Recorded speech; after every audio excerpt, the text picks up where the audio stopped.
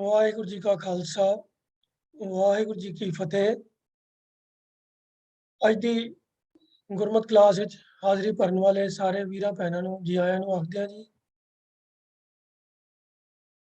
ਜਿਵੇਂ ਕੱਲ ਵੀ ਕਲਾਸ ਵਿੱਚ ਵੀ ਅਨਾਉਂਸ ਕੀਤਾ ਸੀ, ਸਰ ਹਰਜੀਤ ਸਿੰਘ ਜੀ ਇਸ ਵਕਤ ਫਲਾਈਟ ਵਿੱਚ ਹੈਗੇ ਹਨ, ਇੰਡੀਆ ਤੋਂ ਨਿਊਯਾਰਕ ਵਾਪਸ ਜਾ ਰਹੇ ਹਨ। ਸੋ ਕੱਲ ਉਹ ਹਾਜ਼ਰੀ ਭਰਨਗੇ।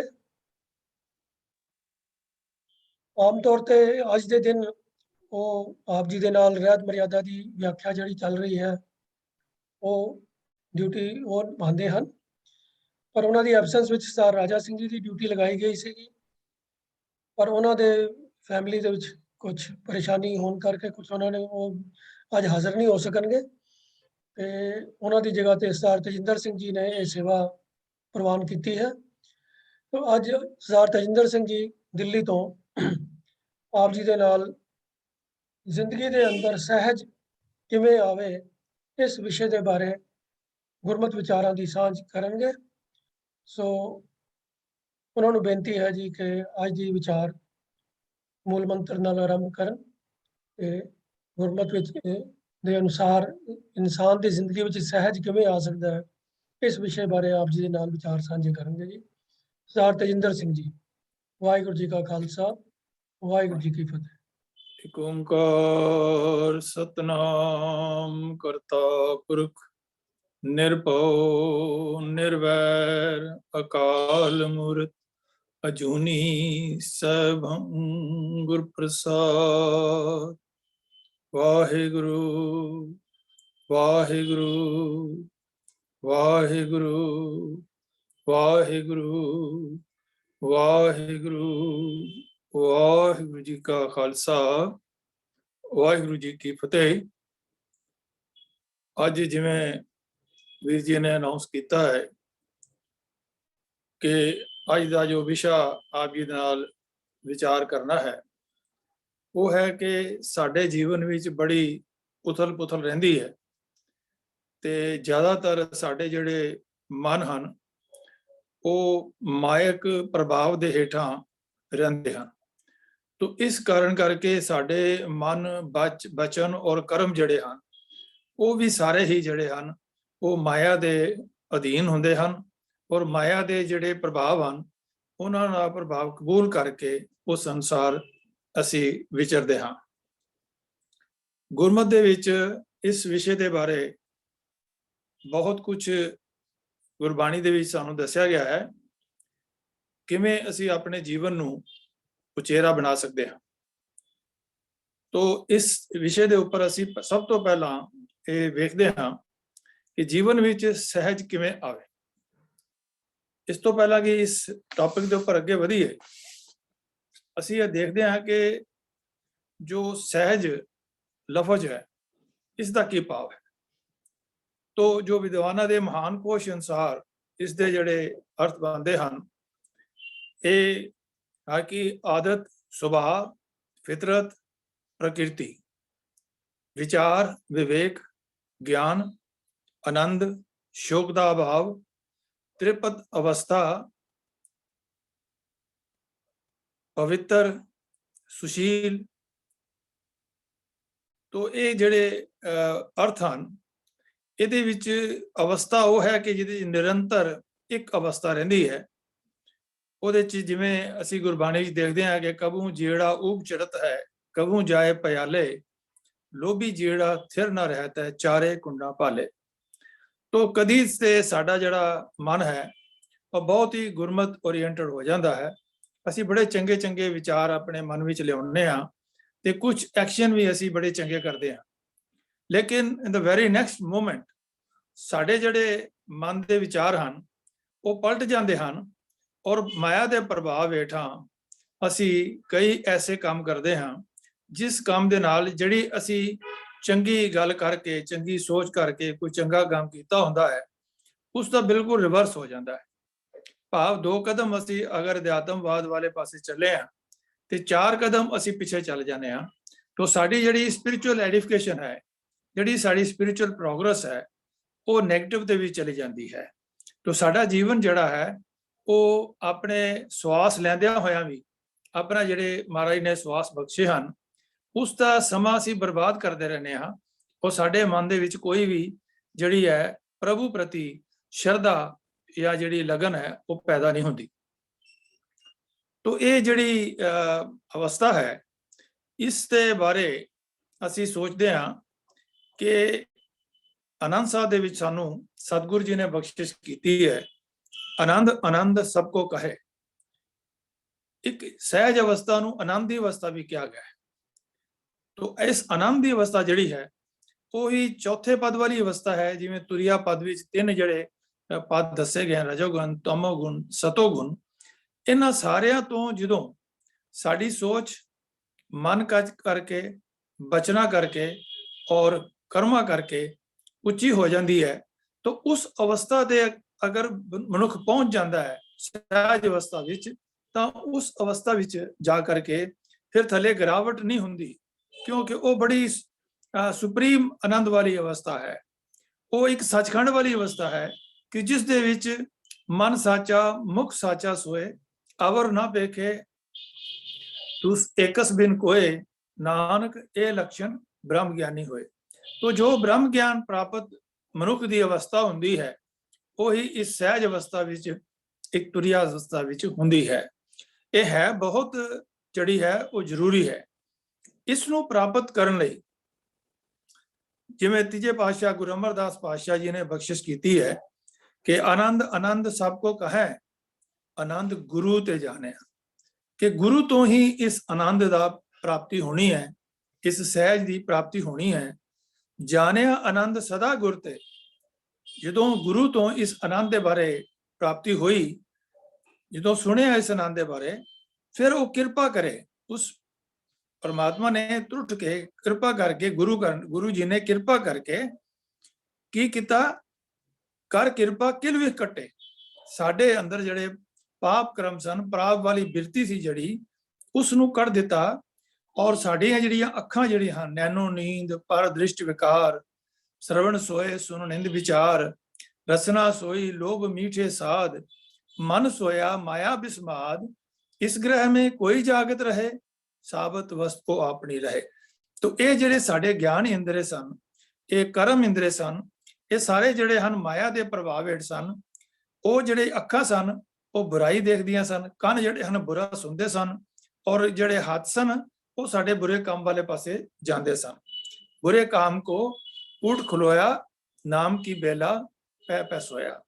ਤੋ ਜਿਸ ਚੰਗੇ ਪਾਸੇ ਵੱਲ ਜਾਣਾ ਹੈ, ਗੁਰੂ ਘਰ ਵੱਲ ਜਾਣਾ ਹੈ, ਸਾਧ ਸੰਗਤ ਵੱਲ ਜਾਣਾ ਹੈ, ਉਸ ਪਾਸੇ ਵੱਲ ਸਾਡਾ ਮਨ ਜਿਹੜਾ ਹੈ ਉਹ ਪ੍ਰੇਰਿਤ ਨਹੀਂ ਹੁੰਦਾ।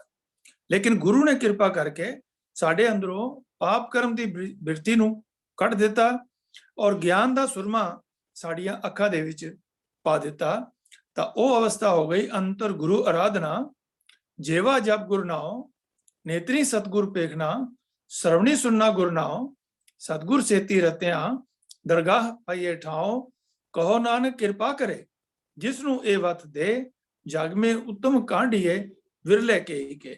ਤੋ ਵਿਰਲਿਆਂ ਨੂੰ ਇਹ ਅਵਸਥਾ ਪ੍ਰਾਪਤ ਹੁੰਦੀ ਹੈ, ਉਹਨਾਂ ਵਿਰਲਿਆਂ ਨੂੰ ਜਿਹੜੇ ਗੁਰੂ ਦੇ ਲੜ ਰੱਖਦੇ ਹਨ, ਜਿਹੜੇ ਗੁਰੂ ਦੀ ਗੱਲ ਨੂੰ ਮੰਨਦੇ ਹਨ ਔਰ ਗੁਰੂ ਦੀ ਗੱਲ ਨੂੰ ਮੰਨ ਕਰਕੇ ਆਪਣੇ ਜੀਵਨ ਨੂੰ, ਆਪਣੇ ਵਿਚਾਰਾਂ ਨੂੰ ਔਰ ਆਪਣੇ ਕਰਮਾਂ ਨੂੰ ਉਸ ਅਨੁਸਾਰ, ਜੀਵਨ ਨੂੰ ਉਸ ਅਨੁਸਾਰ ਬਣਾਉਂਦੇ ਹਨ। ਭਾਵ ਕਿ ਆਪਣੇ ਜੀਵਨ ਨੂੰ ਮਾਇਆ ਦੇ ਪ੍ਰਭਾਵ ਤੋਂ ਉੱਤੇ ਚੁੱਕਦੇ ਹਨ ਔਰ ਸਚਾਰਾ ਹੋਣ ਵਾਲੇ ਅਵਸਥਾ ਦੇ ਵਿੱਚ ਆਪਣੇ ਆਪ ਨੂੰ ਯਤਨਸ਼ੀਲ ਕਰਦੇ ਹਨ। ਤੋ ਅੰਦਰੋਂ ਜਿਨਕਾ ਮੋਹ ਟੁੱਟਾ, ਸਤਿਗੁਰ ਕੀ ਕਰਦਾ, ਜਦੋਂ ਮਿਹਰ ਕਰਦਾ ਹੈ, ਆਨੰਦ ਦੀ ਅਵਸਥਾ ਪ੍ਰਾਪਤ ਕਰਵਾਉਂਦਾ ਹੈ, ਸਹਿਜ ਦੀ ਅਵਸਥਾ ਪ੍ਰਾਪਤ ਕਰਾਉਂਦਾ ਹੈ, ਤਾਂ ਅੰਦਰੋਂ ਜਿਨਕਾ ਮੋਹ ਟੁੱਟਾ, ਤਿਨਕਾ ਸ਼ਬਦ ਸੱਚੇ ਸਵਾਰਿਆ। ਤੋ ਉਹ ਸ਼ਬਦ ਦੁਆਰਾ, ਗੁਰੂ ਦੇ ਉਪਦੇਸ਼ ਦੁਆਰਾ ਉਸ ਦਾ ਜੀਵਨ ਜਿਹੜਾ ਹੈ ਉਹ ਸਵਰ ਜਾਂਦਾ ਹੈ। ਕਹੇ ਨਾਨਕ ਇਹ ਆਨੰਦ ਹੈ। ਤੀਜੇ ਪਾਤਸ਼ਾਹ ਫਰਮਾਉਂਦੇ ਹਨ ਕਿ ਇਹ ਆਨੰਦ ਦੀ ਅਵਸਥਾ ਇਹ ਹੈ ਜਦੋਂ ਸਾਡੇ ਅੰਦਰੋਂ ਮਾਇਆ ਦਾ ਮੋਹ ਟੁੱਟਾ ਹੋਵੇ, ਜਿਸ ਦੇ ਅੰਦਰ ਸਾਡੇ ਪਾਪ ਕਰਨ ਦੀ ਬਿਰਤੀ ਜਿਹੜੀ ਹੈ ਉਹ ਜਿਹੜੀ ਖਤਮ ਹੋ ਗਈ ਹੋਵੇ, ਔਰ ਜਦੋਂ ਸਾਡੇ ਗਿਆਨ ਔਰ ਕਰਮ ਇੰਦਰੇ ਜਿਹੜੇ ਹਨ ਉਹ ਇੱਕ ਯੂਨੀਸਨ ਜਿਹੜੇ ਹਨ ਉਹ ਸਚਾਰਾ ਬਣਨ ਵਾਸਤੇ ਗੁਰੂ ਦੇ ਹੁਕਮ ਦੇ ਅਨੁਸਾਰ, ਗੁਰੂ ਦੇ ਸ਼ਬਦ ਅਨੁਸਾਰ ਆਪਣੇ ਜੀਵਨ ਨੂੰ ਢਾਲਦੇ ਹਨ। ਇਸੇ ਗੱਲ ਨੂੰ ਹੀ ਕਿ ਫਰੀਦ ਸਾਹਿਬ ਜੀ ਨੇ ਕਿਹਾ ਕਿ ਇਹ ਜਿਹੜੀ ਅਵਸਥਾ ਹੈ, ਇਹਦੇ ਚ ਇੰਨੀ ਮਿਠਾਸ ਹੈ ਇਹ ਜਦੋਂ ਵਿਅਕਤੀ ਨਾਮ ਸਿਮਰਨ ਵਿੱਚ ਲੱਗ ਜਾਂਦਾ ਹੈ ਗੁਰੂ ਦੀ ਹੁਕਮ ਨੂੰ ਮੰਨ ਕੇ, ਤਾਂ ਉਹ ਕਹਿੰਦੇ ਫਰੀਦਾ ਸਭੇ ਵਸਤੂ ਮਿੱਠੀਆਂ ਰੱਬ ਨਾ ਪੁੱਜਣ ਤੁਧ।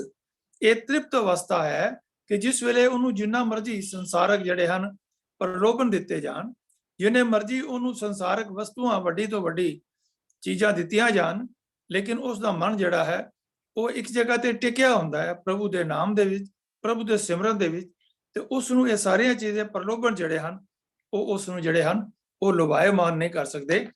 ਇਹ ਇੱਕ ਸਹਿਜ ਅਵਸਥਾ ਦੀ, ਆਨੰਦ ਦੀ ਅਵਸਥਾ ਹੈ, ਜਿੱਥੇ ਕਿ ਸਾਨੂੰ ਇਸ ਤਰ੍ਹਾਂ ਮਹਿਸੂਸ ਹੁੰਦਾ ਹੈ ਕਿ ਜਿਵੇਂ ਨੌਵੇਂ ਪਾਤਸ਼ਾਹ ਨੇ ਵੀ ਇਸ ਸਹਿਜ ਅਵਸਥਾ ਦੀ ਗੱਲ ਕੀਤੀ ਹੈ ਕਿ ਜੋ ਨਰ ਦੁੱਖ ਮੈਂ ਦੁੱਖ ਨਹੀਂ ਮਾਨੈ। ਉਹ ਮਨੁੱਖ ਜਿਸ ਵੇਲੇ ਜਿਹੜਾ ਗੁਰੂ ਦੇ ਮਾਰਗ ਤੇ ਚੱਲਦਾ ਹੈ, ਜਦੋਂ ਇਸ ਅਵਸਥਾ ਦੀ ਪ੍ਰਾਪਤੀ ਵਾਲੇ ਪਾਸੇ ਜਾਂਦਾ ਹੈ, ਤਾਂ ਕੀ ਹੁੰਦਾ ਹੈ? ਜੋ ਨਰ ਦੁੱਖ ਮੈਂ ਦੁੱਖ ਨਹੀਂ ਮਾਨੈ, ਸੁਖ ਸਨੈ ਅਰ ਭੈ ਨਹੀਂ ਜਾਂਕੈ, ਕੰਚਨ ਮਾਟੀ ਮਾਨੈ। ਨੈ ਨਿੰਦਿਆ ਨੈ ਉਸਤਤ ਜਾਂਕੇ, ਲੋਭ ਮੋਹ ਅਪਮਾਨਾ, ਹਰਕ ਸੋਗ ਤੇ ਰਹੇ ਨਿਆਰਾ, ਨਾਹੇ ਮਾਨ ਅਪਮਾਨਾ। ਆਸਾ ਮਨਸਾ ਸਗਲ ਤਿਆਗੇ, ਜਾਗਤੇ ਰਹੇ ਨਿਰਾਸਾ, ਕਾਮ ਕ੍ਰੋਧ ਜੈ ਪਰਸਤ ਨਾਹਿਨ, ਤੈ ਕੜ ਬ੍ਰਹਮ ਨਿਵਾਸਾ। ਗੁਰ ਕਿਰਪਾ ਜੈ ਨਰ ਕੋ ਕੀਨੀ, ਤੈ ਇਹ ਜੁਗਤ ਪਛਾਨੀ, ਨਾਨਕ ਲੀਨ ਭਇਓ ਗੋਬਿੰਦ ਸਉ, ਜੋ ਪਾਣੀ ਸੰਗ ਪਾਣੀ। ਉਸ ਗੁਰੂ ਗੋਬਿੰਦ ਦੇ ਨਾਲ, ਅਕਾਲ ਪੁਰਖ ਦੇ ਨਾਲ ਉਸ ਦੀ ਸੁਰਤੀ ਜਿਹੜੀ ਹੈ ਲੀਨ ਹੋ ਜਾਂਦੀ ਹੈ। ਭਾਵ ਜੈਸਾ ਹਰ ਹੀ ਹੋਏ, ਉਸ ਦੇ ਅੰਦਰ ਵੀ ਉਹੀ ਗੁਣ ਪੈਦਾ ਹੋ ਜਾਂਦੇ ਹਨ ਜਿਹੜੇ ਪਰਮਾਤਮਾ ਦੇ ਅੰਦਰ ਹਨ। ਤੇ ਉਸ ਪਰਮਾਤਮਾ ਦੇ ਨਾਲ ਜਿਉਂ ਜਲ ਮੇ ਜਲ ਆਏ ਖਟਾਨਾ, ਤਿਉਂ ਜੋਤੀ ਸੰਗ ਜੋਤ ਸਮਾਨਾ ਵਾਲੀ ਉਸ ਦੀ ਅਵਸਥਾ ਹੁੰਦੀ ਹੈ। ਉਹਦੀ ਸੁਰਤੀ ਜਿਹੜੀ ਹੈ ਉਹ ਸ਼ਬਦ ਗੁਰੂ ਸੁਰਤ ਧੁਨ ਚੇਲਾ ਵਾਲੀ ਹੋ ਜਾਂਦੀ ਹੈ।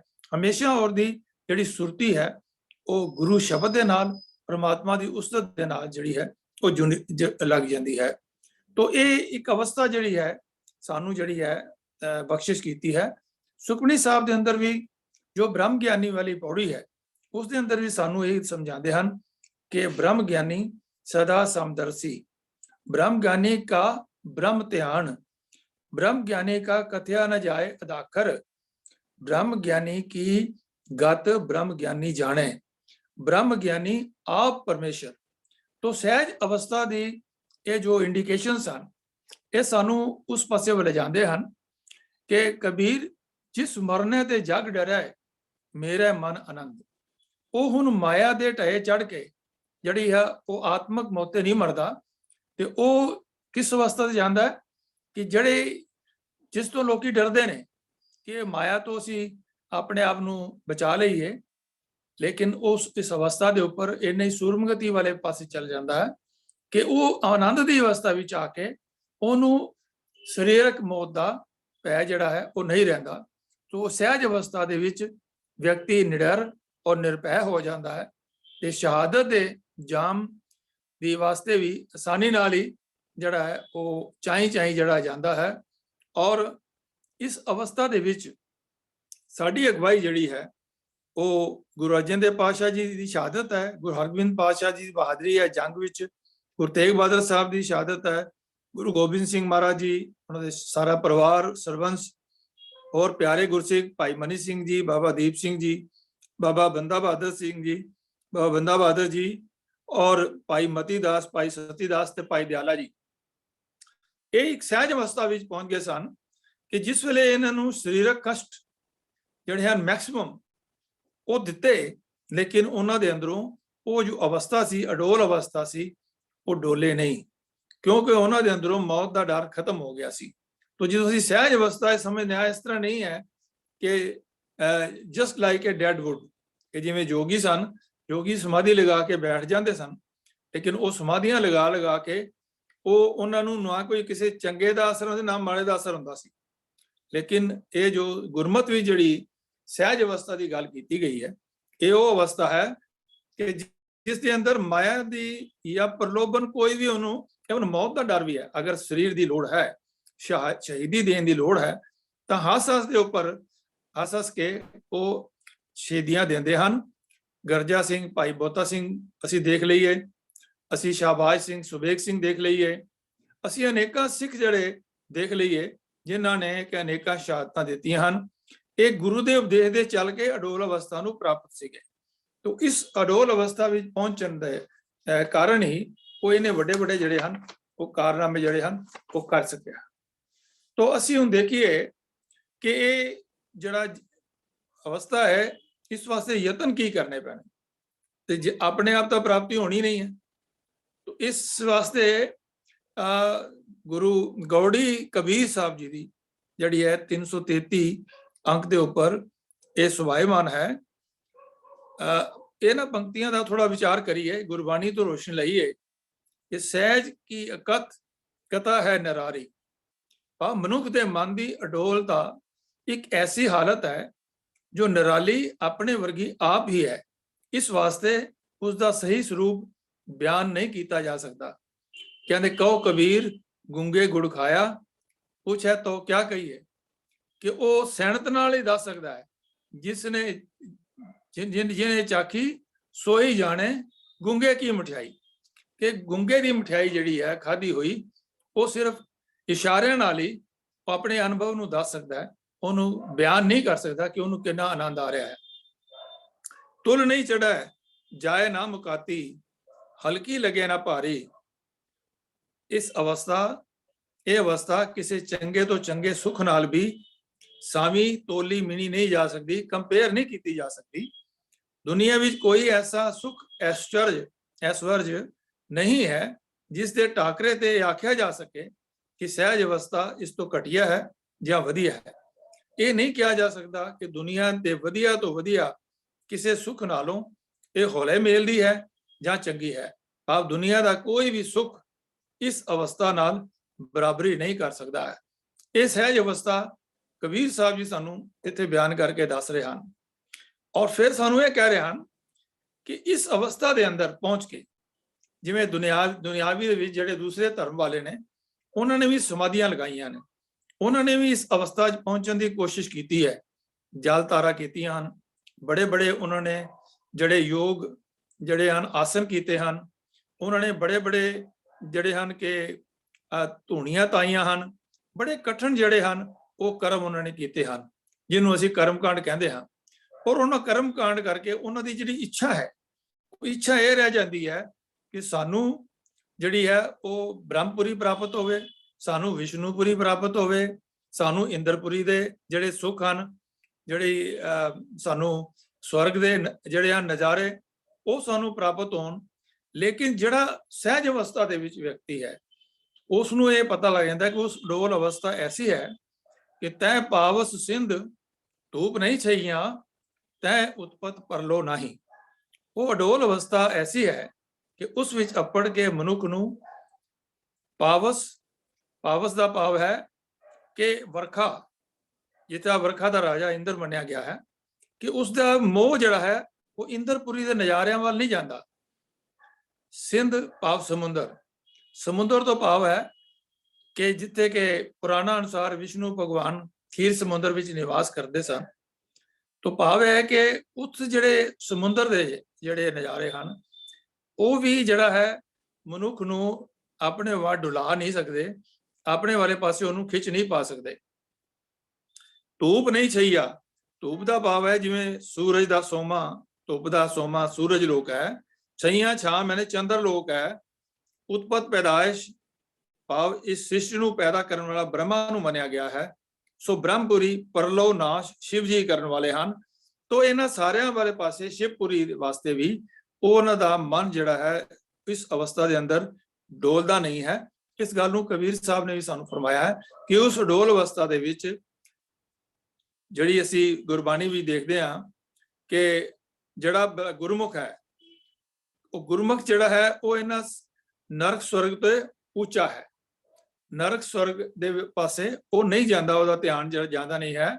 ਕਿ ਸੰਤਨ ਦੋ ਰਾਧੇ, ਕਿਆ ਨਰਕ ਕਿਆ ਸੁਰਗ ਵਿਚਾਰਾ, ਸੰਤਨ ਦੋ ਰਾਧੇ ਉਹਨਾਂ ਨੇ ਮੇਰੇ ਰਿਜੈਕਟ ਕਰ ਦਿੱਤੇ, ਤੇ ਉਹ ਇਹਨਾਂ ਬਾਰੇ ਸੋਚਦੇ ਵੀ ਨਹੀਂ, ਉਹਨਾਂ ਧਿਆਨ ਉਸ ਵਾਲੇ, ਕਿਉਂਕਿ ਅਟਲ ਅਵਸਥਾ ਵਿੱਚ ਹਨ, ਉਹ ਅਤੁਰੀਆ ਅਵਸਥਾ ਵਿੱਚ ਹਨ, ਉਹ ਮਾਇਆ ਦੇ ਪ੍ਰਭਾਵ ਤੋਂ ਉੱਤੇ ਹਨ। ਤੋ ਜਹ ਜੀਵਨ ਮਿਰਤ ਨਾ ਦੁੱਖ ਸੁਖ ਵਿਆਪੈ, ਸੁਨ ਸਮਾਦ ਦੋ ਤੈ ਨਾਹੀ। ਭਾਵ ਨਾ ਹੋਰ ਜਿਉਣ ਦੀ ਉਹਨਾਂ ਨੂੰ ਲਾਲਸਾ ਹੈ, ਨਾ ਮੌਤ ਦਾ ਡਰ ਹੈ, ਨਾ ਕੋਈ ਦੁੱਖ ਨਾ ਸੁਖ ਭਾਵ। ਦੁੱਖ ਤੋਂ ਘਬਰਾਹਟ ਜਾਂ ਸੁਖ ਦੀ ਤਾਂਘ ਉਹਨੂੰ ਨਹੀਂ ਹੈ। ਸਹਿਜ ਅਵਸਥਾ ਵਿੱਚ ਆਪਣਿਆ ਕੋਈ ਵੀ ਨਹੀਂ ਪਾਉਂਦਾ, ਉਹਨਾਂ ਨੂੰ ਕੋਈ ਦੁੱਖ ਨਹੀਂ ਪਹੁੰਚਦਾ। ਉਸ ਅਵਸਥਾ ਦੇ ਵਿੱਚ ਜਾ ਕਰਕੇ ਉਹ ਮਨ ਦੀ ਇੱਕ ਅਜਿਹੀ ਟਿਕਵੀਂ ਹਾਲਤ ਹੁੰਦੀ ਹੈ ਕਿ ਉਸ ਵਿੱਚ ਵਿਕਾਰਾਂ ਦਾ ਕੋਈ ਫੁਰਨਾ ਉੱਠਦਾ ਹੀ ਨਹੀਂ। ਅਫੁਰ ਅਵਸਥਾ ਵੀ ਇਸ ਨੂੰ ਅਸੀਂ ਕਹਿੰਦੇ ਹਾਂ ਕਿ ਜਿਹਦੇ ਅੰਦਰ ਕਿ ਮਾੜੇ ਵਿਚਾਰ ਜਿਹੜੇ ਹਨ ਪੈਦਾ ਨਹੀਂ ਹੁੰਦੇ, ਨਾ ਹੀ ਕੋਈ ਮੇਰ ਤੇ ਰਹਿ ਜਾਂਦੀ ਹੈ ਕਿ ਉਸਦੇ ਵਾਸਤੇ ਕੋਈ ਦੁਬਦਾ ਨਹੀਂ ਹੈ, ਕਿ ਦੁਐਤ ਭਾਵ ਨਹੀਂ ਹੈ, ਇਕਾਗਰ ਬਿਰਤੀ ਹੈ ਉਹਨਾਂ ਦੀ। तो सहज की एक कथा है निरारी। मनुख दे मन की अडोलता एक ऐसी हालत है जो निराली है, अपने आप वर्गी है। तो इसका सही जिहड़ा रूप है वो असी बयान नहीं कर सकते। तो इत्थे होर भी सानू ये समझाते हैं कि अगम अगोचर रहे निरंतर गुर किरपा ते लईए। ये तदों अपहुंच ते अगोचर परमात्मा भी ਮਨੁੱਖ ਦੇ ਹਿਰਦੇ ਵਿੱਚ ਇੱਕ ਰਸ ਸਦਾ ਪ੍ਰਗਟ ਹੋਇਆ ਰਹਿੰਦਾ ਹੈ, ਪਰ ਉਹ ਮਿਲਦਾ ਸਤਿਗੁਰ ਦੀ ਮਿਹਰ ਨਾਲ ਹੀ ਹੈ। ਕਹੋ ਕਬੀਰ ਬਲ ਜਾਉ ਗੁਰ ਆਪਣੇ, ਸਤ ਸੰਗਤ ਮਿਲ ਰਹੀ ਹੈ। ਤਾਂ ਕਬੀਰ ਸਾਹਿਬ ਸਾਨੂੰ ਇਹ ਸਮਝਾਉਂਦੇ ਹਨ ਕਿ ਇਸ ਅਵਸਥਾ ਦੀ ਪ੍ਰਾਪਤੀ ਵਾਸਤੇ ਮੈਂ ਆਪਣੇ ਗੁਰੂ ਤੋਂ ਸਦਕੇ ਹਾਂ, ਮੈਂ ਆਪਣੇ ਗੁਰੂ ਦੀ ਸੋਹਣੀ ਸੰਗਤ ਵਿੱਚ ਹੀ ਜਿਹੜਾ ਹੈ ਉਹ ਜੁੜਿਆ ਰਹਾ।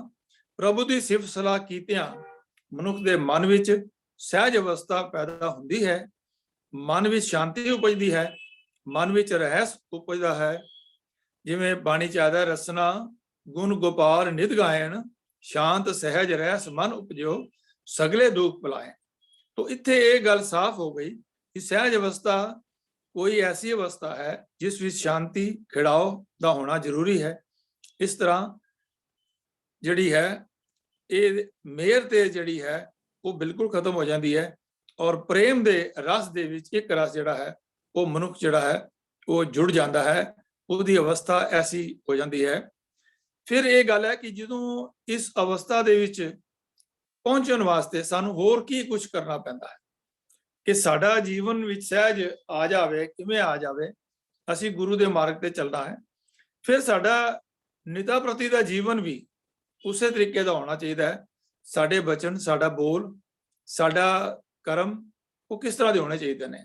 आम तौर से असीं देखते हाँ कि बड़ा अच्छा कीर्तन भी करता है मनुख, बड़ी अच्छी कथा भी करता है, बड़े अच्छे वस्त्र भी पहने हैं गुरमुखां वाले, लेकिन उस नाल गल करके देखो तो वो गल करने वाले जिवें दा वड्डन नूं पैंदा बंदा, किस तरह की गल है। सानू ज्ञानी भाग सिंह जी एक वो गल सुणाउंदे हुंदे सन कि एक सन्यासी सी बड़ा, वो उसनूं उन्होंने पुछया कि बई तुसीं किस तरह की हाल चाल, तुहाडा नां की है? उन्होंने कहा मेरा नाम शांति प्रसाद है। उन्हें दो बारी होर पुछया तुहाडा नां की है? कहंदा मेरा नाम शांति प्रसाद है, शीतल दास है। एक बारी होर पुछया ते कहंदा तुसीं की करदे पिओ, मैनूं बार बार क्यों कहंदे पिओ? कहंदा मैं ही पुछना सीगा कि तुसीं अंदरों ही शीतल हो, अंदरों ही तुहाडी शांति है, या बाहरों ही तुसीं विभूत ला के ये दसदे हो कि मैं अपनी सारियां इच्छावां नूं सुआह कर दिता है, मैं नाश कर दिता है। तो साडा बोल भी इस तरह होना चाहिए है कि जदों असीं अच्छे बंदियां नाल संगत करिए, अच्छे बंदियां दी संगत विच रह करके असीं उन्हां तों कुछ सीखीए, उन्हां नाल अपना विचार वटांदरा करिए। संत मिले किछ सुनिए कहिए कि जे कोई भला मनुख मिल पाए तां उसदी सिੱਖਿਆ सुननी चाहिए है ते जीवन दे राह दीआं गुंझलां पुछणीਆਂ ਚਾਹੀਦੀਆਂ ਹਨ कि सानू जीवन दे विच असीं किवें गुरमुखताई दे राह दे उपर असीं चल सकते हां। मिले असंत मस्ट कर रही है, पर जे कोई भैड़ा बंदा मिल पाए तो उत्थे चुप रहना ही ठीक है, क्योंकि भैड़े बंदे नाल जड़ी है वो बहसबाजी उन्हें कोई खोज नहीं करनी, वो सिर्फ उसका मकसद सिर्फ बहस करना होता है।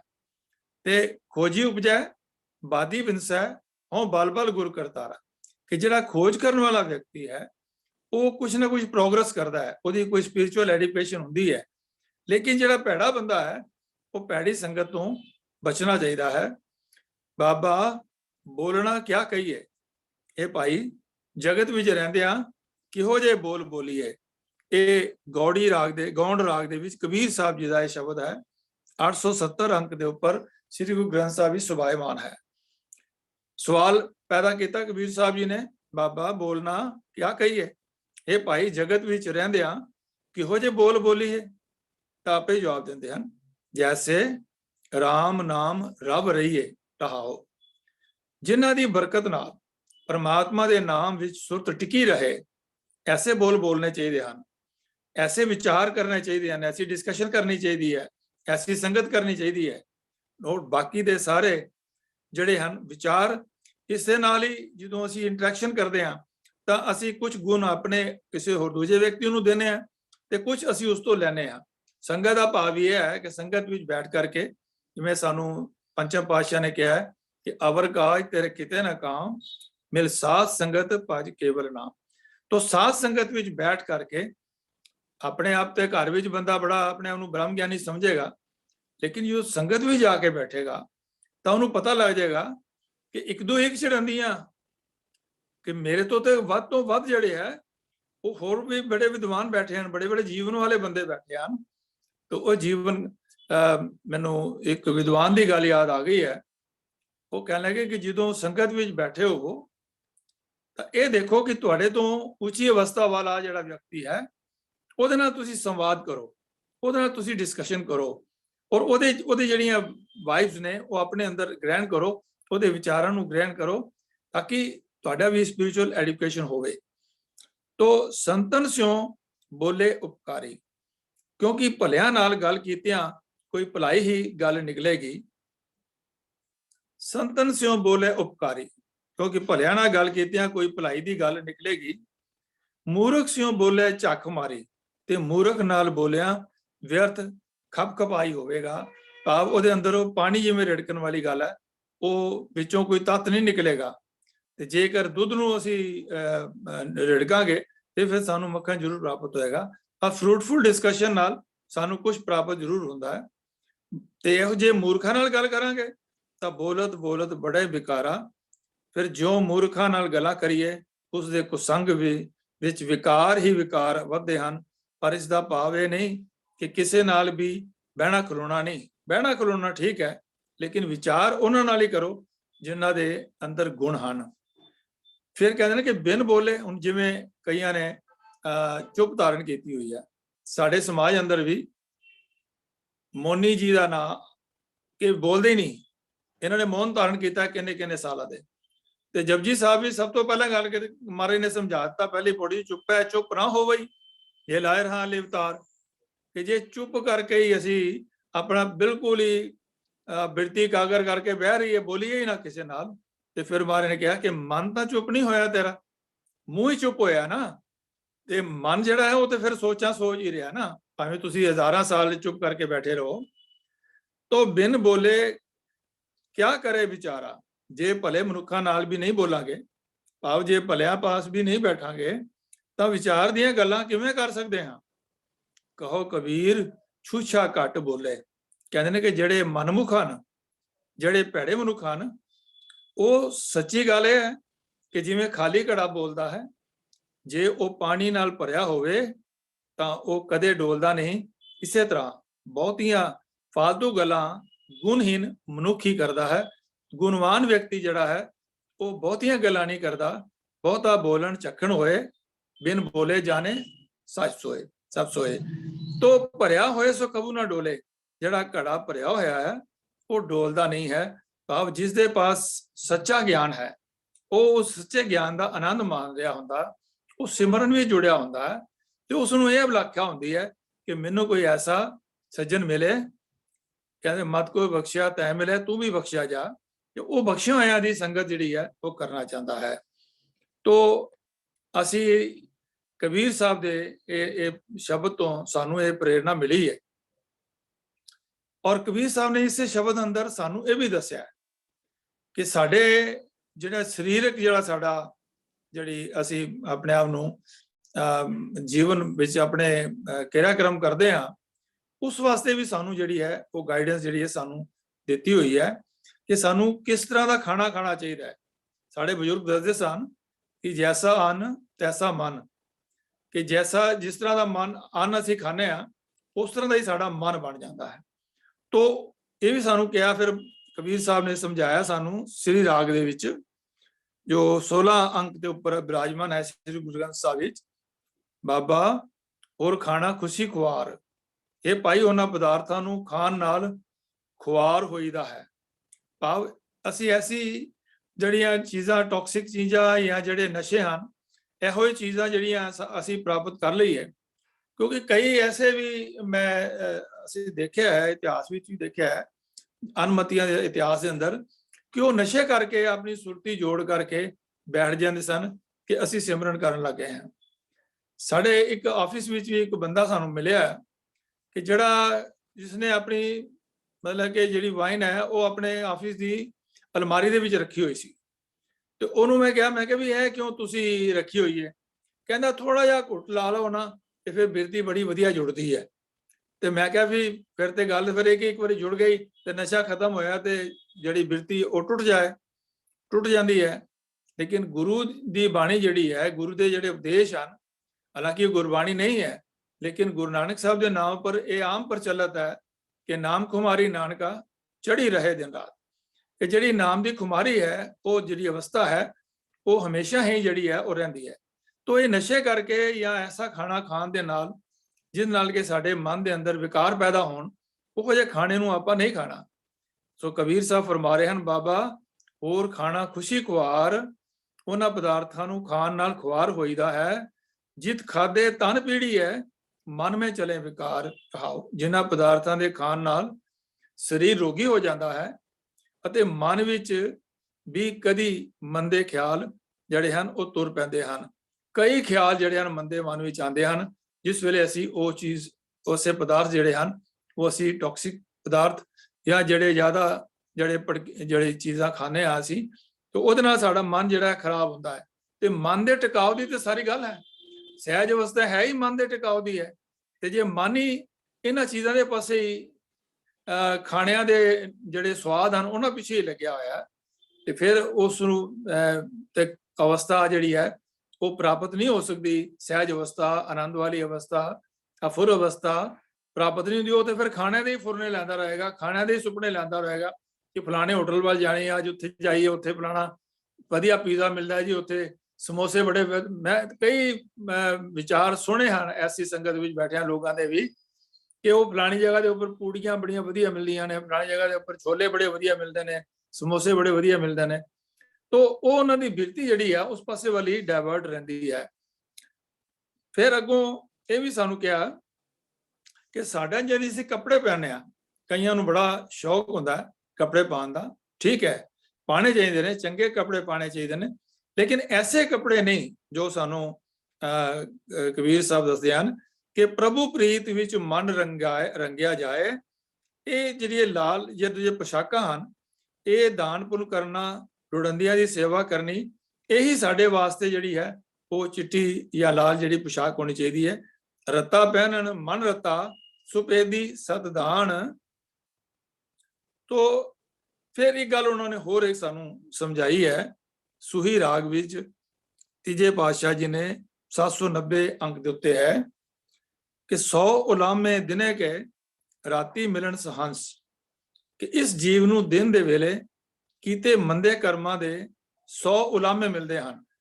ਭਾਵ ਆਪਣਾ ਜੀਵਨ ਜਿਹੜਾ ਹੈ ਉਹ ਟਿਕਿਆ ਨਹੀਂ, ਰਾਤੀ ਕੁਝ ਹੋਰ ਸੋਚਦਾ ਹੈ, ਰਾਤੀ ਕੋਈ ਹੋਰ ਭੈੜੇ ਕੰਮ ਕਰਦਾ ਹੈ, ਦਿਨੇ ਕੋਈ ਹੋਰ ਜਿਹੜੀਆਂ ਮਨ ਦੀਆਂ ਮਨੌਤਾਂ ਜਿਹੜੀ ਹੈ ਉਹ ਕਰਦਾ ਰਹਿੰਦਾ ਹੈ।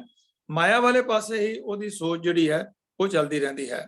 ਤੋ ਸਿਫਤ ਸਲਾਹਣ ਛੱਡ ਕੇ ਕਰੰਗੀ ਲੱਗਾ ਹੰਸ, ਕਿਉਂਕਿ ਜੀਵ ਹੰਸ ਪਰਮਾਤਮਾ ਦੀ ਸਿਫਤ ਸਲਾਹ ਰੂਪੀ ਮੋਤੀ ਛੱਡ ਕੇ ਵਿਕਾਰ ਰੂਪ ਮੁਰਦਾਰਾਂ ਦੇ ਖਾਨ ਵਿੱਚ ਲਗਾ ਹੋਇਆ ਹੈ, ਦਿਨੇ ਰਾਤ ਮੰਦੇ ਕੰਮ ਕਰਦਾ ਰਹਿੰਦਾ ਹੈ।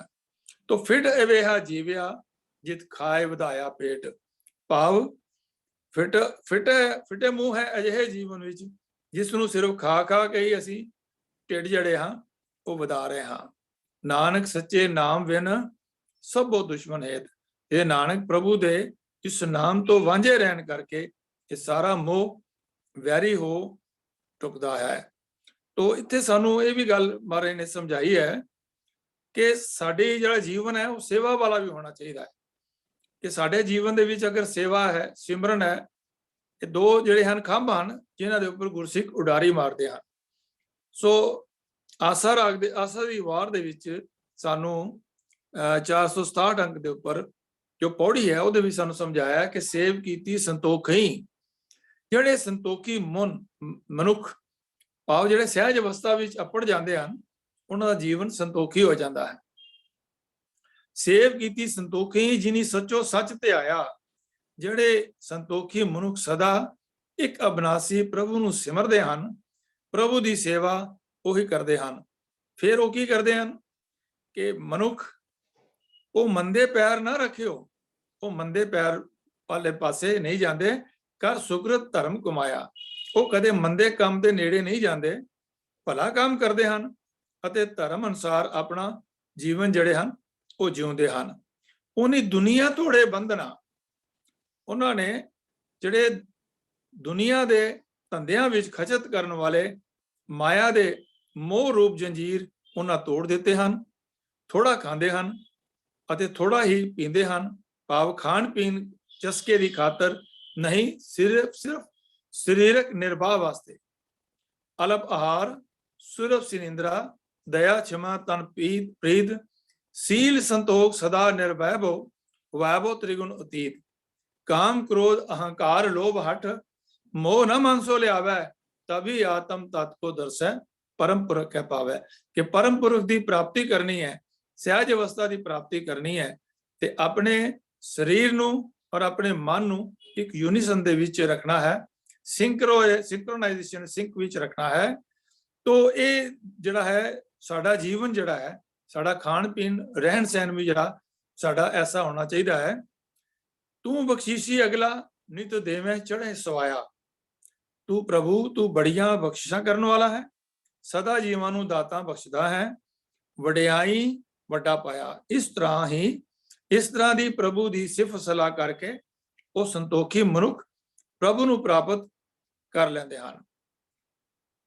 फिर सानू ये गल दस्सिया है कि असी जे अपने जीवन दे अंदर जिस तरह का साडा व्यवहार हुंदा है, उस तरह दे साडे जिहड़े हन वो अगों जीवन दे विच राह सानू जिहड़ा है वो मिलता है। जिवें असीं पढ़िया कि बाबा होर खाना खुशी कुवार, जित खादे तन पेड़ी मन में चले विकार। तो इस तरह ये भी सन दस्सिया है कि बाबा होर पहनन खुशी कुवार, जित पहनदे तन पीड़िए मन में चले विकार। इथों तक भी समझाया कि बाबा होर सोना खुशी कुवार, जिस उत्ते तन पीड़िए मन में चले विकार। तो सानू ये सारियां गल्लां समझाया है, लेकिन इहदा ये मतलब नहीं है कि असी चंगियां चीज़ां जिहड़ियां हन वो नहीं वरतनियां। जे मन साडा अडोल है ते साडा सारा कुछ अगर धन दौलत है, साडे कोल चंगे घोड़े हन, कारां हन, कोठियां हन, तो सारियां मुबारक हन। तो इस विचार नूं सानू सुरट की वार विच चौथे पातशाह गुरु रामदास पातशाह जी समझा रहे हैं। 648 अंक श्री गुरु ग्रंथ साहिब के ऊपर सुभाईमान है पौड़ी। तिनका खादा पहनदा माया सब पवित्र है, जो नाम हर राते। जो मनुख हरि दे नाम विच रंगे हुए हैं, भाव जड़े अडोल अवस्था विच हन, जड़े सहज अवस्था विच हन, जड़े आनंदी अवस्था विच हन, उन्हां दा माया नूं वरतना, खाना पहनना सब कुछ पवित्र है। तिनके घर मंदिर महल सराई सब पवित्र है, जिन्हीं गुरमुख सेवक सिख अभ्यागत जाए बरसाते। भाव उन्हां दे घर मंदिर महल ते सरावां ये सारियां ही जिन्हां विचों गुरमुख सेवक सिख ते अभ्यागत जाके सुख लैंदे हन, उन्हां दे वो सारे जिहड़े हन चीज़ां मुबारक हन। फिर तिनके तुरे जीन खुरगीर सब पवित्र है, भाव उन्हां दे घोड़ियां ते पाईयां होईयां काठियां, और काठियां दे थल्ले जो पसीने नूं बचाउण वास्ते जो कपड़ा पाया जाता है उन्होंने खुरगीन कहते हैं। तो वो भी जिहड़े हन वो पवित्र हन। जिन्नी गुरमुख सिख साध संत चढ़ जाते, भाव उन्हां दे घोड़े जीना ताहरू सब पवित्र हन, जिन्हां उत्ते गुरमुख सिख साध संगत चढ़ के जाते हैं। तो तिनके तुरे जीन असी विचार किया है, तिनके कर्म धर्म कारज सब पवित्र है, ਉਹਨਾਂ ਦੇ ਕੰਮ ਕਾਜ ਸਭ ਪਵਿੱਤਰ ਹਨ। ਹਰ ਹਰ ਜੋ ਬੋਲੇ ਹਰ ਹਰ ਰਾਮ ਨਾਮ ਹਰ ਸਾਤੇ। ਭਾਵ ਸਾਤੇ ਸਾਤੇ ਦਾ ਭਾਵ ਹੈ ਸਤ, ਸਦਾ ਸਥਿਰ ਰਹਿਣ ਵਾਲਾ ਹਰੀ। ਉਹਨਾਂ ਦੇ ਕੰਮ ਕਾਜ ਸਭ ਪਵਿੱਤਰ ਹਨ, ਜੋ ਹਰ ਵੇਲੇ ਹਰੀ ਦਾ ਨਾਮ ਉਚਾਰਦੇ ਹਨ। ਜਿਨ ਕੈ ਪੋਤੈ ਪੁਨ ਹੈ ਸੇ ਗੁਰਸਿੱਖ, ਗੁਰਮੁਖ ਸਿੱਖ ਗੁਰੂ ਪੈ ਜਾਤੇ। ਪਹਿਲੇ ਕੀਤੇ ਕਰਮਾਂ ਅਨੁਸਾਰ ਜਿਨ੍ਹਾਂ ਦੇ ਪੱਲੇ ਭਲੇ ਸੰਸਕਾਰ ਰੂਪ ਪੁਨ ਹੈ, ਉਹ ਗੁਰਮੁਖ ਸਿੱਖ ਸਤਿਗੁਰ ਦੀ ਸ਼ਰਨ ਆਉਂਦੇ ਹਨ। ਤੋ ਉਹਨਾਂ ਦਾ ਜੀਵਨ, ਐਸੇ ਮਨੁੱਖਾਂ ਦਾ ਜੀਵਨ ਜਿਹੜਾ ਹੈ ਉਹ ਸਫਲ ਹੋ ਜਾਂਦਾ ਹੈ। ਜੀਵਨਾ ਸਫਲ ਜੀਵਨ ਸੁਨ ਹਰ ਜਪ ਜਪ ਸਦ ਜੀਵਨਾ।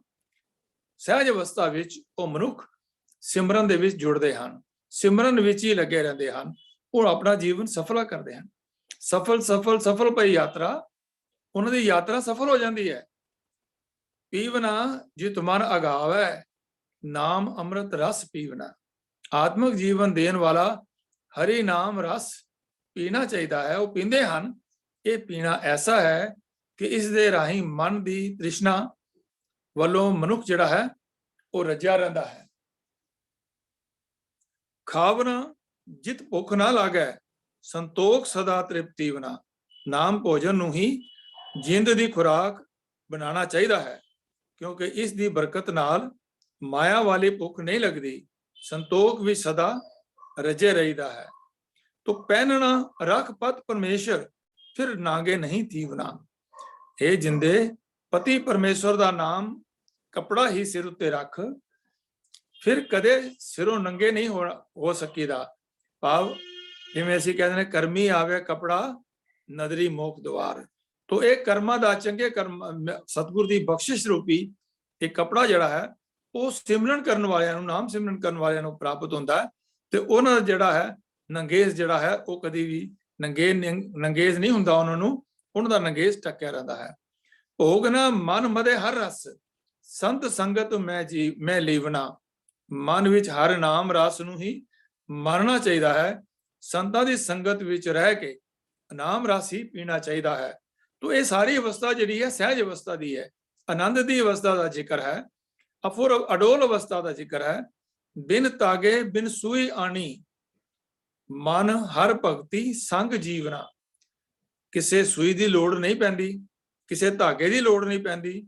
ਜਿਉਂ-ਜਿਉਂ ਨਾਮ ਜਪਦੇ ਰਹੀਏ ਬਿਨਾਂ ਸੂਈ ਧਾਗਾ ਲਿਆਉਣ ਦੇ ਮਨ ਪਰਮਾਤਮਾ ਦੀ ਭਗਤੀ ਵਿੱਚ ਸੀਤਾ ਜਾਂਦਾ ਹੈ।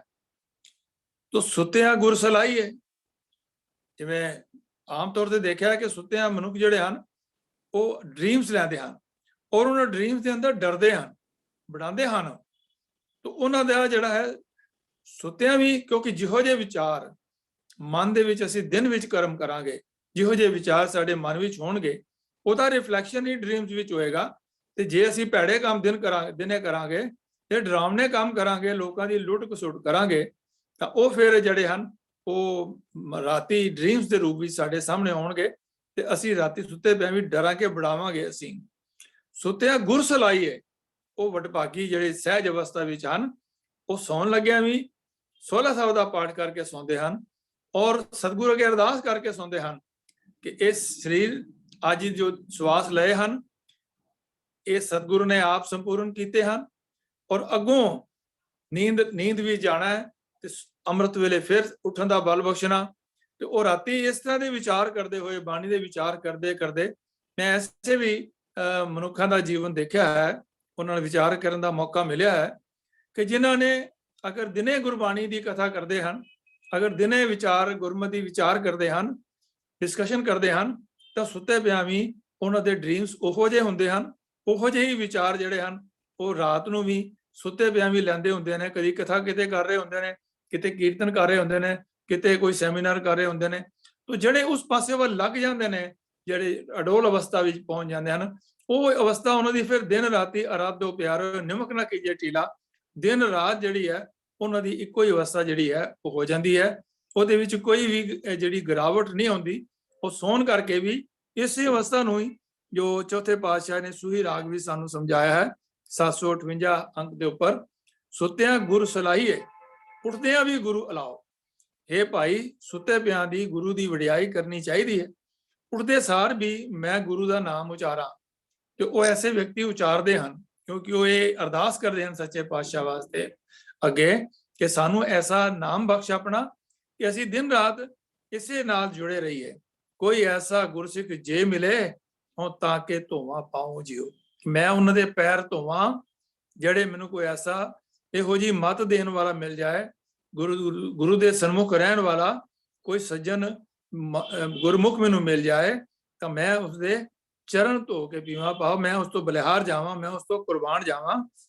ਕੋਈ ਐਸਾ ਸੱਜਣ ਲੋੜ ਲੋ ਮੈਂ ਪ੍ਰੀਤਮ ਦੇ ਮਿਲਾਏ। हे ਭਾਈ ਕੋਈ ਅਜਿਹਾ ਸੱਜਣ, ਕੋਈ ਐਸਾ ਸਹਿਜ ਅਵਸਥਾ ਵਾਲਾ, ਕੋਈ ਅਡੋਲ ਅਵਸਥਾ, ਕੋਈ ਜਿਹੜਾ ਹੈ ਅਫੁਰ ਅਵਸਥਾ ਵਾਲਾ ਮੈਨੂੰ ਗੁਰਸਿੱਖ ਮਿਲੇ ਕਿ ਮੈਂ ਪ੍ਰੀਤਮ ਦੇ ਮਿਲਾਏ, ਜਿਹੜਾ ਮੈਨੂੰ ਪ੍ਰਮਾਤਮਾ ਦੇ ਨਾਲ ਪ੍ਰੀਤਮ ਦੇ ਨਾਲ ਮੈਨੂੰ ਮਿਲਾ ਦੇਵੇ। ਤੋ ਅਸੀਂ ਜਿਹੜੇ ਮਨੁੱਖ ਹਨ ਜਿਹੜੇ ਸਹਿਜ ਅਵਸਥਾ ਵਿੱਚ ਹਨ, ਅੱਜ ਅਸੀਂ ਸਹਿਜ ਅਵਸਥਾ ਦੀ ਹੀ ਵਿਚਾਰ ਕਰ ਰਹੇ ਹਾਂ ਕਿ ਸਹਿਜ ਅਵਸਥਾ ਵਿੱਚ ਜੀਵਨ ਕਿਵੇਂ ਆ ਜਾਵੇ। ਤੋ ਉਠਤ ਬੈਠਤ ਸੋਵਤ ਧਿਆਈਏ ਕਿ ਉੱਠਦਿਆਂ ਬੈਠਦਿਆਂ ਇਹ ਯਤਨ ਵੀ ਕਰਨਾ ਹੈ ਕਿ ਜੇ ਜਦ ਤੱਕ ਅਸੀਂ ਸਹਿਜ ਅਵਸਥਾ ਵਿੱਚ ਨਹੀਂ ਆਪੜਦੇ ਤਾਂ ਸਾਨੂੰ ਇਹ ਯਤਨ ਕਰਨਾ ਹੈ ਕਿ ਉਠਤ ਬੈਠਤ ਸੋਵਤ ਧਿਆਈਏ। ਇਹ ਭਾਈ ਉੱਠਦਿਆਂ ਬੈਠਦਿਆਂ ਸੁੱਤਿਆਂ ਜਾਗਦਿਆਂ ਹਰ ਵੇਲੇ ਪਰਮਾਤਮਾ ਨੂੰ ਯਾਦ ਕਰਦੇ ਰਹਿਣਾ ਚਾਹੀਦਾ ਹੈ। ਪੰਚਮ ਪਾਤਸ਼ਾਹ ਗੁਰੂ ਅਰਜਨ ਦੇਵ ਮਹਾਰਾਜ ਜੀ ਆਸਾ ਰਾਗ ਦੇ ਵਿੱਚ ਸਾਨੂੰ 386 ਅੰਕ ਦੇ ਉੱਪਰ ਸਾਨੂੰ ਸਮਝਾ ਰਹੇ ਹਨ, ਮਾਰਗ ਚਲਤ ਹਰੇ ਹਰ ਗਾਈਏ। ਰਸਤੇ ਤੁਰਦਿਆਂ ਵੀ ਸਦਾ ਪਰਮਾਤਮਾ ਦੀ ਸਿਫਤ ਸਲਾਹ ਕਰਦੇ ਰਹਿਣਾ ਚਾਹੀਦਾ ਹੈ, ਕਿਉਂ ਕਿ ਰਸਤੇ ਅੰਦਰ ਵੀ ਕਿਸੇ ਪਾਸੇ ਵੱਲ ਵੀ ਸਾਡਾ ਜਿਹੜਾ ਅਟੈਂਸ਼ਨ ਨਹੀਂ ਜਾਣੀ ਚਾਹੀਦੀ ਹੈ। ਜਿਹੜੇ ਮਿਥਿਹਾਸਕ ਵਿੱਚੋਂ ਵੀ ਕਈ ਐਗਜ਼ਾਮਪਲ ਮਿਲਦੇ ਹਨ, ਉਹ ਸਾਨੂੰ ਧਿਆਨ ਰੱਖਣੇ ਚਾਹੀਦੇ ਹਨ ਕਿ ਕਈਆਂ ਦਾ ਐਸਾ ਟੈਸਟ ਵੀ ਲਿੱਤਾ ਗਿਆ ਜਨਕ ਰਾਜੇ ਵੱਲੋਂ ਕਿ ਉਹ ਜਨਕ ਰਾਜੇ ਦੇ ਕੋਲ ਜਿਹੜਾ ਇੱਕ ਵਿਅਕਤੀ ਆਇਆ, ਉਹ ਕਹਿੰਦਾ ਮੈਨੂੰ ਤੁਸੀਂ ਆਪਣਾ ਜਿਹੜਾ ਸ਼ਿਸ਼ ਬਣਾ ਲਓ। ਤਾਂ ਉਹਨਾਂ ਕਿਹਾ ਠੀਕ ਹੈ, ਤੁਹਾਨੂੰ ਸ਼ਿਸ਼ ਬਣਾ ਲੈਣੇ ਆ, ਲੇਕਿਨ ਤੁਹਾਡਾ ਟੈਸਟ ਲਿਆ ਜਾਏਗਾ ਪਹਿਲੇ।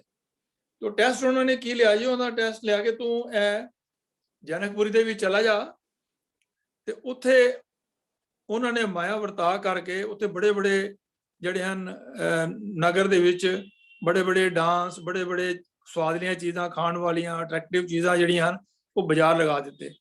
ਤੇ ਉਹਨੂੰ ਕਿਹਾ ਵੀ ਇਹ ਤੂੰ ਇੱਕ ਥਾਲ ਪਕੜ, ਥਾਲ ਜਿਹੜਾ ਹੈ ਉਹ ਤੇਲ ਨਾਲ ਨੱਕੋ ਨੱਕ ਭਰਿਆ ਸੀ, ਉਹਦੇ ਉੱਤੇ ਉਹਨਾਂ ਪੈਸਾ ਇੱਕ ਰੱਖਿਆ ਸੀਗਾ। ਉਹਨਾਂ ਕਿਹਾ ਵੀ ਜੇ ਤੂੰ ਚੇਲਾ ਮੇਰਾ ਬਣਨਾ ਹੈ ਤੇ ਤੂੰ ਇਸ ਬਾਜ਼ਾਰ ਦੇ ਵਿੱਚੋਂ ਨਿਕਲ ਤੇ ਇਸ ਬਾਜ਼ਾਰ ਵਿੱਚੋਂ ਨਿਕਲ ਕੇ ਵਾਪਸ ਚੱਕਰ ਲਗਾ ਕੇ ਆਉਣਾ ਹੈ ਤੇ ਇਹ ਤੇਰਾ ਨਾ ਤੇਲ ਡੁੱਲਣਾ ਚਾਹੀਦਾ ਹੈ ਤੇ ਨਾ ਇਹ ਜਿਹੜਾ ਪੈਸਾ ਜਿਹੜਾ ਡੁੱਬਣਾ ਚਾਹੀਦਾ ਹੈ। ਉਹ ਜਿਹੜਾ ਗਿਆ ਸੁਖਦੇਵ ਉਸ ਵਿਅਕਤੀ ਦਾ ਨਾਂ ਇਤਿਹਾਸ ਵਿੱਚ ਆਉਂਦਾ, ਤਾਂ ਉਹ ਬਕਾਇਦਾ ਇੰਨੀ ਬਿਰਤੀ ਉਹਨੇ ਕਾਗਰ ਲਗਾਈ ਹੋਈ ਸੀਗੀ ਕਿ ਉਹ ਕਾਗਰ ਬਿਰਤੀ ਲਗਾ ਕੇ ਉਹ ਸਾਰੇ ਜਨਕਪੁਰੀ ਦੇ ਵਿੱਚੋਂ ਘੁੰਮ ਕੇ ਆ ਗਿਆ ਤੇ ਫਿਰ ਉਸ ਨੂੰ ਜਿਹੜਾ ਹੈ ਉਹ ਜਨਕ ਜੀ ਨੇ ਉਹਨੂੰ ਆਪਣਾ ਜਿਹੜਾ ਸ਼ਿਸ਼ ਬਣਾਇਆ। ਹੋਰ ਵੀ ਕਈ ਉਹਨਾਂ ਨਾਲ ਜਿਹੜੀਆਂ ਸੰਬੰਧਤ ਵਿਚਾਰਾਂ ਮਿਲਦੀਆਂ ਹਨ। ਖੈਰ ਆਪਾਂ ਬਹੁਤਾ ਉਸ ਪਾਸੇ ਵੱਲ ਨਾ ਜਾਈਏ। ਮੈਂ ਗੱਲ ਕਰ ਰਿਹਾ ਸੀਗਾ ਕਿ ਰਸਤੇ ਮਾਰਗ ਵਿੱਚ ਚਲਦਿਆਂ ਵੀ ਬਾਜ਼ਾਰ ਵਿੱਚ ਵੀ ਚਲਦਿਆਂ ਆਇਆ ਇੱਕ ਗੁਰਸਿੱਖੀ ਦੀ ਇਹ ਵੀ ਅਵਸਥਾ ਹੈ ਕਿ ਭੀੜ ਦੇ ਵਿੱਚ ਆਪਣੇ ਆਪ ਨੂੰ ਇਕੱਲਾ ਸਮਝੇ। ਉਹ ਕਿਵੇਂ ਸਮਝੇਗਾ ਕਿ ਗੁਰ ਮੇਰੇ ਸੰਗ ਸਦਾ ਹੈ ਨਾਲੇ, ਸਿਮਰ ਸਿਮਰ ਤਿਸ ਸਦਾ ਸੰਭਾਲੇ। ਕਿ ਜੇ ਉਹਦੀ ਅਵਸਥਾ ਸਿਮਰਨ ਵਿੱਚ ਲੱਗੀ ਹੈ ਤੇ ਗੁਰੂ ਨੂੰ ਆਪਣੇ ਨਾਲ ਅੰਗ ਸੰਗ ਸਮਝਦਾ ਹੈ ਤੇ ਉਹ ਭੀੜ ਦੇ ਵਿੱਚ ਵੀ ਆਪਣੇ ਨੂੰ ਇਕੱਲਾ ਸਮਝਦਾ ਹੈ। ਤੇ ਜੇ ਇਕੱਲਾ ਹੋਵੇ ਤੇ ਉਹ ਆਪਣੇ ਆਪ ਨੂੰ ਇਕੱਲਾ ਨਾ ਸਮਝੇ, ਉਹ ਸਮਝੇ ਵੀ ਗੁਰੂ ਮੇਰੇ ਨਾਲ ਹੈ, ਗੁਰੂ ਮੇਰੇ ਅੰਗ ਸੰਗ ਹੈ। ਤਾਂ ਐਸੀ ਅਵਸਥਾ ਜਿਹੜੀ ਹੈ ਉਸ ਦੀ ਗੱਲ ਹੋ ਰਹੀ ਹੈ ਕਿ ਮਾਰਗ ਚਲਤ ਹਰੇ ਹਰ ਗਾਈਏ। ਰਸਤੇ ਤੁਰਦਿਆਂ ਵੀ ਸਦਾ ਪਰਮਾਤਮਾ ਦੀ ਸਿਫਤ ਸਲਾਹ ਕਰਦੇ ਰਹਿਣਾ ਚਾਹੀਦਾ ਹੈ। ਸ਼ਰਵਣ ਸੁਨੀਜੇ ਅੰਮ੍ਰਿਤ ਕਥਾ। ਤਾਂ ਇਹ ਜਿਹੜੇ ਸਾਡੇ ਗਿਆਨ ਇੰਦਰ ਔਰ ਕਰਮ ਇੰਦਰ ਨੇ, ਇਹਨਾਂ ਨੂੰ ਵੀ ਟ੍ਰੇਨ ਕਰਨ ਦੀ ਜਿਹੜੀ ਹੈ ਉਹ ਜ਼ਰੂਰਤ ਹੈ। ਜੇ ਸੰਗਤ ਵਿੱਚ ਬੈਠਾਂਗੇ ਤੇ ਸਾਡੇ ਕੰਨਾਂ ਵਿੱਚ ਚੰਗੇ ਵਿਚਾਰ ਪੈਣਗੇ। ਜਿਵੇਂ ਨੈਣ ਨਾ ਦੇਖੇ ਸਾਧ ਸਾ ਨੈਣ ਬਹਾਲਿਆ, ਕਰਨ ਨਾ ਸੁਣੀ ਨਾਦ ਕਰਨ ਮੁੰਦਕਾਲਿਆ, ਰਸਨਾ ਨਾ ਜਪੇ ਹਰ ਨਾਮ ਤਿਲ ਤਿਲ ਕਰ ਕਟਿਏ, ਹਰ ਹਾਂ ਬਿਸਰੇ ਗੋਬਿੰਦ ਨਾਮ ਦਿਨੋਂ ਦਿਨ ਕਟਿਏ। ਤੋ ਇਹ ਜਿਹੜੇ ਸਾਡੇ ਇੰਦਰੇ ਹਨ ਇਹਨਾਂ ਨੂੰ ਅਸੀਂ ਟ੍ਰੇਨ ਕਰਨਾ ਹੈ ਔਰ ਉਸ ਤਰੀਕਾ ਇਹ ਹੈ ਕਿ ਰਸਨਾ ਨਾਲ ਦੇ ਸਾਡੇ ਜਪਦੀ ਰਹੇ, ਰਸਨਾ ਤੂੰ ਹੀ ਕਰਦੀ ਰਹੇ ਵਾਹਿਗੁਰੂ ਵਾਹਿਗੁਰੂ ਕਰਦੀ ਰਹੇ ਤੇ ਸਰਵਣ ਸੁਣੀ ਜਾਏ ਅੰਮ੍ਰਿਤ ਕਥਾ। ਇਹ ਭਾਈ ਕੰਨਾਂ ਨਾਲ परमात्मा ਦੀ ਆਤਮਿਕ ਜੀਵਨ ਦੇਣ ਵਾਲੀ ਸਿਫਤ ਸਲਾਹ ਸੁਣਦੇ ਰਹਿਣਾ ਚਾਹੀਦੀ ਹੈ। ਜਾਸ ਸੁਣੀ ਮਨ ਹੋਏ ਆਨੰਦਾ, ਦੁੱਖ ਰੋਗ ਮਨ ਸਗਲੇ ਲੱਥਾ। ਜਿਸ ਦੇ ਸੁਨਿਆ ਮਨ ਵਿੱਚ ਆਤਮਿਕ ਆਨੰਦ ਪੈਦਾ ਹੁੰਦਾ ਹੈ ਤੇ ਮਨ ਦੇ ਸਾਰੇ ਦੁੱਖ ਰੋਗ ਦੂਰ ਹੋ ਜਾਂਦੇ ਹਨ। ਕਾਰਜ ਕਾਮ ਬਾੜ ਕਾੜ ਚ ਪੀਜੈ। ਇਹ ਭਾਈ ਹਰੇਕ ਕੰਮ ਕਰਦੇ ਆ, ਇਹ ਨਹੀਂ ਕਿ ਅਸੀਂ ਸਿਮਰਨ ਕਰਨਾ ਤੇ ਦੁਨਿਆਵੀ ਜਿਹੜੇ ਆਪਣੇ ਜ਼ਰੂਰੀ ਕੰਮ ਹਨ ਉਹ ਨਹੀਂ ਕਰਨੇ ਹਨ। ਇਹ ਭਾਈ ਹਰੇਕ ਕੰਮ ਕਾਜ ਕਰਦੇ ਆ, ਰਾਹੇ ਤੁਰਦੇ ਆ, ਪਤਨ ਲੰਘਦੇ ਆ, ਪਰਮਾਤਮਾ ਦਾ ਨਾਮ ਜਪਦੇ ਰਹਿਣਾ ਚਾਹੀਦਾ ਹੈ।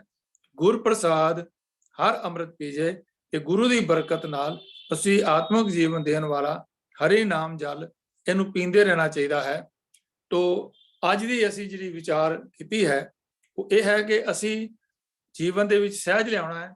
ਆਪਣੇ ਜੀਵਨ ਦੇ ਵਿੱਚੋਂ ਤਲਖੀਆਂ ਜਿਹੜੀਆਂ ਹਨ ਉਹ ਦੂਰ ਕਰਨੀਆਂ ਹਨ। ਆਪਣੇ ਜੀਵਨ ਦੇ ਵਿੱਚ ਜਿਹੜੇ ਮਾਇਆ ਦੇ ਪ੍ਰਭਾਵ ਹਨ, ਜਿਨ੍ਹਾਂ ਕਰਕੇ ਸਾਡੇ ਜਿਹੜੇ ਜੀਵਨ ਦੇ ਜਿਹੜੇ ਮਨ ਦੇ ਵਿਚਾਰ, ਜਿਹੜੇ ਸਾਡੇ ਬੋਲ ਹਨ, ਬਚਨ ਹਨ ਜਿਹੜੇ ਹਨ, ਔਰ ਜਿਹੜੇ ਸਾਡੇ ਕਰਮ ਹਨ, ਉਹ ਸਾਰੇ ਜਿਹੜੇ ਹਨ ਉਹ ਮਾਇਆ ਦੇ ਵਿਹੜੇ ਹੋਏ ਹਨ, ਮਾਇਆ ਦੇ ਅਧੀਨ ਹਨ, ਮਾਇਆ ਤੋਂ ਪ੍ਰਭਾਵਿਤ ਹਨ। ਤੋ ਅਸੀਂ ਗੁਰੂ ਦੇ ਸ਼ਬਦ ਨਾਲ ਜੁੜ ਕੇ ਆਪਣੇ ਮਨ ਨੂੰ ਜਿਹੜਾ ਹੈ ਉਹ ਸਮਝਾਉਣਾ ਹੈ। ਮਨ ਸਮਝਾਵਨ ਕਾਰਨ ਹੈ ਕਛੁਕ ਪੜੀਏ ਗਿਆਨ। ਤੋ ਗਿਆਨ ਜਿਹੜਾ ਗੁਰੂ ਦਾ ਹੈ, ਗੁਰਬਾਣੀ ਦੇ ਵਿੱਚ, ਗੁਰੂ ਗ੍ਰੰਥ ਸਾਹਿਬ ਵਿੱਚ ਦਰਜ ਹੈ। ਅਸੀਂ ਉਸ ਨਾਲ ਜੁੜ ਕਰਕੇ, ਗੁਰਬਾਣੀ ਨਾਲ ਜੁੜ ਕੇ, ਗੁਰਸ਼ਬਦ ਨਾਲ ਜੁੜ ਕੇ ਆਪਣੇ ਜੀਵਨ ਨੂੰ ਸੇਧ ਦੇ ਸਕਦੇ ਹਾਂ। ਇੰਨੀ ਕੁ ਵਿਚਾਰ ਪ੍ਰਵਾਨ ਕਰੋ। ਹੋਈਆਂ ਗੱਲਾਂ ਦੀ, ਗਲਤੀਆਂ ਦੀ ਭੁੱਲ ਬਖਸ਼ਣ ਵਾਲੇ ਵਾਹਿਗੁਰੂ ਜੀ ਕਾ ਖਾਲਸਾ, ਵਾਹਿਗੁਰੂ ਜੀ ਕੀ ਫਤਿਹ। ਵਾਹਿਗੁਰੂ ਜੀ ਕਾ ਖਾਲਸਾ, ਵਾਹਿਗੁਰੂ ਜੀ ਕੀ ਫਤਿਹ। ਬਹੁਤ ਬਹੁਤ ਧੰਨਵਾਦ ਵੀ ਤੇਜਿੰਦਰ ਸਿੰਘ ਜੀ ਦਾ। ਤੇ ਬੜੇ ਹੀ ਸ਼ਾਰਟ ਨੋਟਿਸ ਤੇ ਆਪ ਜੀ ਨੇ ਆਪਣਾ ਵਿਸ਼ਾ ਤਿਆਰ ਕਰਕੇ ਸੰਗਤ ਦੇ ਨਾਲ ਸਾਂਝਾ ਕੀਤਾ ਹੈ ਜੀ। ਕਿਉਂਕਿ ਪਹਿਲਾਂ ਇਹ ਅੱਜ ਦਾ ਜੋ ਪ੍ਰੋਗਰਾਮ ਹੈ ਸਰ ਰਾਜਾ ਸਿੰਘ ਜੀ ਨੇ ਇਹ ਸੇਵਾ ਨਿਭਾਣੀ ਸੀ, ਪਰ ਉਹਨਾਂ ਨੂੰ ਜੋ ਪਰਿਵਾਰ ਦੇ ਵਿੱਚ ਕੁਝ ਭਾਣਾ ਵਰਤਿਆ, ਉਸਦੇ ਵਜ੍ਹਾ ਕਰਕੇ ਉਹ ਅੱਜ ਕਲਾਸ 'ਚ ਹਾਜ਼ਰੀ ਨਹੀਂ ਭਰ ਸਕੇ। ਸੋ ਉਸ ਤੋਂ ਬਾਅਦ ਜਦੋਂ ਜਾਣਕਾਰੀ ਮਿਲੀ ਤਾਂ ਫਿਰ ਦਾਸ ਨੇ ਸਰ ਤੇਜਿੰਦਰ ਸਿੰਘ ਜੀ ਨੂੰ ਰਿਕੁਐਸਟ ਕੀਤੀ ਕਿ ਉਹਨਾਂ ਦੀ ਥਾਂ ਤੇ ਆਪ ਜੀ ਸੇਵਾ ਕਰੋ। ਜੋ ਆਪ ਜੀ ਨੇ ਇਤਨੇ ਥੋੜੇ ਸਮੇਂ 'ਚ ਪ੍ਰਵਾਨ ਕਰਕੇ ਜੋ ਤਿਆਰੀ ਕੀਤੀ ਹੈ। ਸੋ ਸੰਗਤ ਵਿੱਚੋਂ ਅੱਜ ਦੀ ਵਿਚਾਰ ਨਾਲ ਸੰਬੰਧਿਤ ਕੋਈ ਕਿਸੇ ਦਾ ਪ੍ਰਸ਼ਨ ਜਾਂ ਕੋਈ ਕਮੈਂਟ ਹੋਵੇ ਤਾਂ ਆਪ ਜੀ ਹੈਂਡ ਰੇਜ਼ ਕਰਕੇ ਜੋ ਹੈ ਆਪਣੇ ਵਿਚਾਰ ਸ਼ੇਅਰ ਕਰ ਸਕਦੇ ਹੋ ਜੀ। ਸੋ ਸਭ ਤੋਂ ਪਹਿਲਾਂ ਡਾਕਟਰ ਸੁਰਿੰਦਰ ਸਿੰਘ ਜੀ। ਵਾਹਿਗੁਰੂ ਜੀ ਕਾ ਖਾਲਸਾ, ਵਾਹਿਗੁਰੂ ਜੀ ਕੀ ਵਾਹਿਗੁਰੂ ਫਤਿਹ। ਜੀ ਕੀ ਫਤਿਹ। ਵੀਰ